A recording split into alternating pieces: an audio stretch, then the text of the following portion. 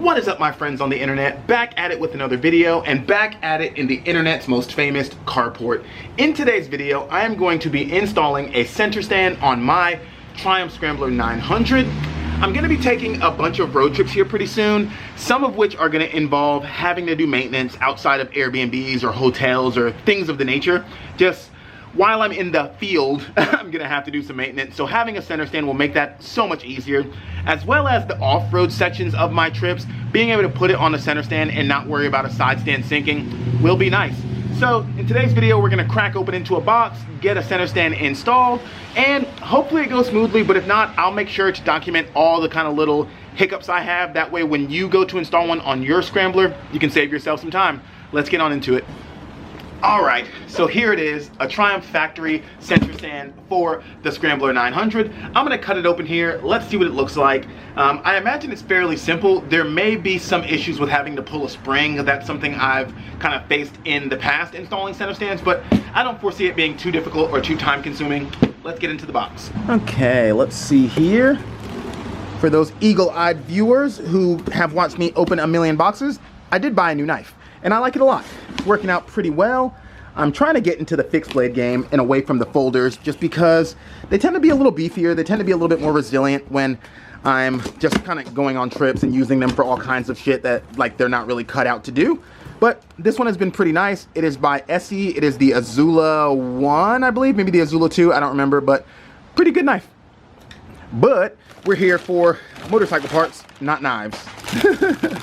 There's just some stuffing in there.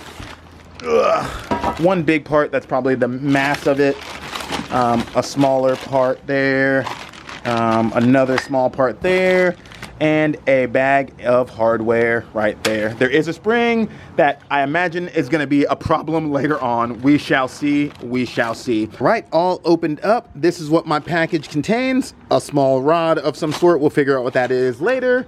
The beefy body of the center stand there, hardware including some bushing, some screws, and a spring, and then a metal arm of sorts. I believe this is probably the part that you like kick down to activate the center stand, but I'm gonna get it all unwrapped, lay it out on my mat here, and we'll see what we got. And just like that, all unwrapped, we've got some bushing, some screws, like I said, a spring. This piece is not the part that you kick down because that is attached to the center stand. It is a cover of some sort. Then you got the main body and this rod that I imagine is gonna go through there to connect to the bike. But it did come with instructions, so I'm gonna get into those and see what step one is. It did not come with instructions. For full footing instructions, please visit triumphinstructions.com. Enter the kit part number into the search box. So let's do that now. I'm gonna go get my phone and look up the directions. All right, so you just go to the website, you type in the item number, which I found on the website that I bought it from, which is Triumph Cleveland. I bought it on there, went to their website, checked the item number, searched it on the Triumph site. Then you gotta pick a language and instructions come up. It's kind of ironic that to save paper, they made the instructions digital and then put the URL to the website on a piece of paper, but nonetheless, we are good to go. Let's get it. Looking at these instructions, it seems as if you want to skip to page 9 for the Street Scrambler instructions, and the very first step is to fit the rubber stop to the unstop bracket, which I have done here. You just press that into there like so. I don't know if this is in focus. You press that into there like so. It took a little bit of wiggling back and forth to get it to completely seat, and then it pops out like that.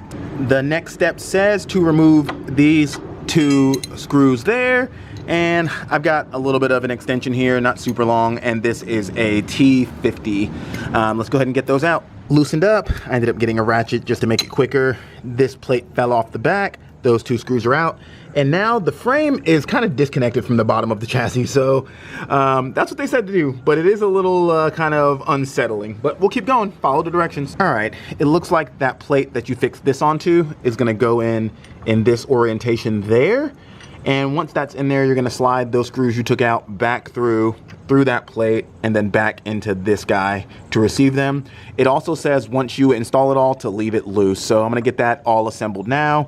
It seems like it's gonna be a kind of a nightmare to line this up. So I think the key is gonna be taking it off the side stand. Yeah, and that'll pivot up. So, all right, I'm gonna do that now.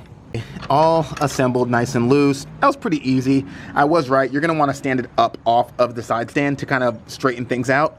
I put the first screw in first and just kind of fed it through. That way it held everything assembled, and then just pushed it up with this hand and slid that second screw in.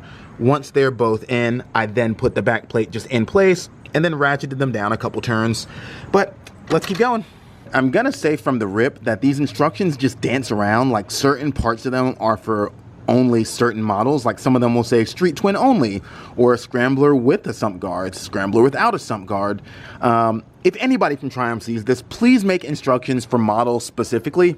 We're spending, what, $10,000 on a motorcycle and then several $100s on parts. We at least deserve instructions that are for our model specifically. It sucks having to dance around this thing and figure out what applies to my bike and what doesn't. So I'm going back in the instructions. It turns out you don't actually want to fast forward to that end. Kind of all within these instructions, there are parts that say all models or say scrambler specifically. So you need to start at the top and then just look for things that say specifically for your model or that say all bikes. So this part is done, and I don't think it's going to be in the way, but I did have to go back to the beginning to get this aligned. So it says you want to sit it under the bike like this, install the bushings like so, and then insert this axle from the right side. So I'm going to do that now, and I think that should support this with all of this. All right, so I got that on there pretty loose. This little guy here on the axle is a anti-rotation plate. So once you get that lined up perfectly, you're going to want to throw this screw in it. Let me take it out so you can see. That lines up perfectly there. You throw this in there. It was kind of finicky to get on, and I kind of figured out that the instructions say to install it from the right side, which in my brain meant just slide the axle in from the right side, but I was on the left side of the bike. You actually want to be down here on the right side, lining it up, and then slide that through there with this aimed in the right spot. And then everything will slot in perfectly, and it's nice and snug in there. I got that still loose because I don't know if they're going to ask me to do something that requires some adjustment later, but so far so good. Let's continue. So the next instructions say remove the blanking plug from the motorcycle frame as shown, and it doesn't specify, but that blanking plug is on the right side of the bike. It is this guy here. I don't know if I can get it one-handed, but that's the guy you want to remove. Because I imagine it's going to help us connect that spring right there to something, so we have some spring back on this guy. So I'm going to get that out now. So mine actually snapped on the way out. I got some needle nose on it and pulled it, and it just broke in half. The face came off and the screw part fell out of the back. It turns out that that guy was actually threaded, so I probably could have threaded it out, but you're throwing it away anyway, so you might as well break it. Next, it says you're going to put the spring pin into that hole there. It does say that you want to tighten it down to 7 Newton meters of torque, but I, of course, am not going to do that because I kind of never tighten things to spec. I've been doing this for about 18 years, and I have never once tightened a thing to the required spec, and so far so good. So I'm going to continue with my haphazard ways. That is in there. This is a 14 mil, I believe. It is. We're going to get that tightened down. It might actually be a 13 mil. I will put the correct wrench on the screen, but either way, that'll be tightened down when I return to you. Definitely a 13 mil, but it is tightened down as much as I could possibly torque it down now. Okay, we are to the portion of this install that I'm dreading the most, and that is installing this spring. The instructions say that this part should underhook like that, but this part should overhook like that. So there's gonna have to be some sort of twisting going on when I'm installing the spring, if that image is correct. The image does not look correct, honestly. A couple reasons. For one, the image in the spring in the image is a single spring, and this is a double spring setup. When looking at Google images of other scramblers, not necessarily this model, but like Tigers and the big scramblers, the XC and the XE, a lot of them have the double spring setup. So I know that that is correct. So I'm gonna try to hook it on there and then rotate it and hook it that way. But I foresee it not working as easy as I'm planning.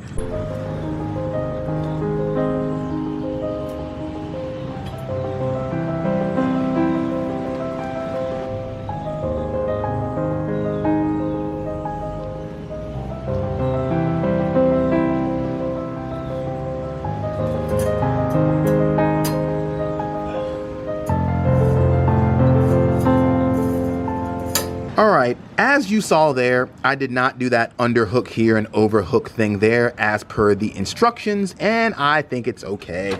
It is functioning as a center stand does. What I did to install was hook the top 2 hooks on the top, both of them. And then on the bottom here, I grabbed just a loop of a shoelace and grabbed just the thick spring and pulled it with my body weight, just pulling back, got it hooked. And then once it was hooked, the thin, longer spring had way less tension on it. So I was able to grab it and then hook it separate. So again, both hooks at the top and then one by one at the bottom was successful for me. And it seems to be on there pretty good. One of these guys was longer than the other. The longer one goes to the top and the shorter one goes to the bottom as per my install and the instructions. And like I said, so far, so good. Let's move on. Next up, we are on the left side of the bike and it is time to install this guy that will hold the stopper in place. So this stops the center stand from traveling up too high. So we need to bolt it on so that it can actually work as a stopper. That hole there, this is gonna go through it.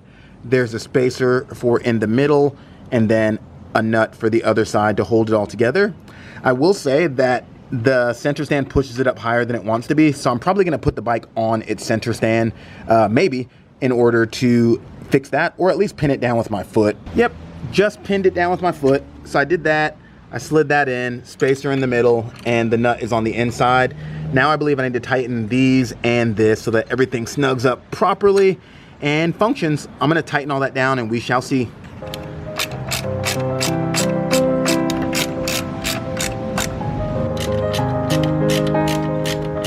Everything is tightened down and the stop works. I'm gonna get some more oomph on those to make sure they're super tight. This is definitely super tight. And then I have that anti-rotation screw in the plate on the other side that I need to tighten down. All right, so there she is, all buttoned up. All the bolts are tightened down and everything is working flawlessly. I have put it on and off the stand in a few different places just to test it out. Like I said earlier, my spring orientation is not like the picture, but it is working flawlessly. So do with that information what you will. You can do it right, you can do it wrong. This works. If I have any helpful hints for you, I will say, install this axle from the right side like they say. You want to be laying on the ground, sliding it in, looking up. That will help you line it up really well.